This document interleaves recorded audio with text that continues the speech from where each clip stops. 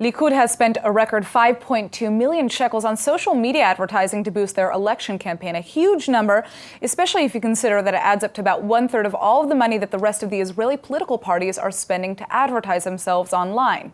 Much of Likud's advertising is in Russian because it's directed to Israel's large Russian voter base. And joining us now to discuss the implications of this spending is Zohar Tal, a political analyst. Thank you so much for coming in. Hi, thanks for having me. All right, so first of all, is this the first time that we're seeing Likud focus on the Russian voter base so much, or is this just a stab at Lieberman, which is what some are saying? Well, actually, it's kind of a rebound. After the last elections, Likud wasn't spending any money, almost any money, on the Olim, on the Russian immigrants, but actually in former campaigns, in former elections, the Likud used to have a headquarters dedicated exactly to this population. It was just not operational on the last elections, and now it is back and in a very huge... Why do you think that's the case?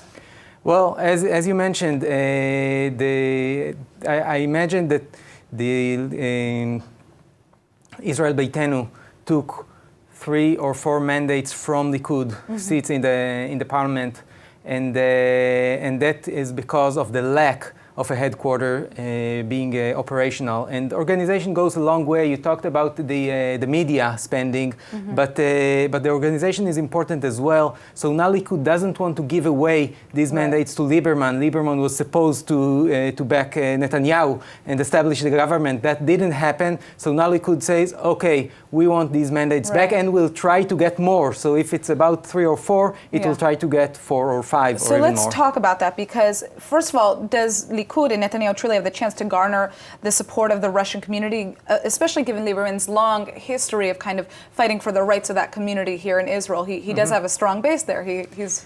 Yeah, so the major base is in the relatively elder community. I'm not sure how much can the Likud gain over there, but in the younger generation, there's an electorate that can be drawn into the Likud, and actually Likud did manage to get a few figures on its behalf. For example, Robert Ilatov, a former Knesset member who is former member of Israel Beitenu, Tali Ploskov, a former mayor of Arad, and Alex Aberbuch, a former athlete, which is also very popular in the Russian immigrant community.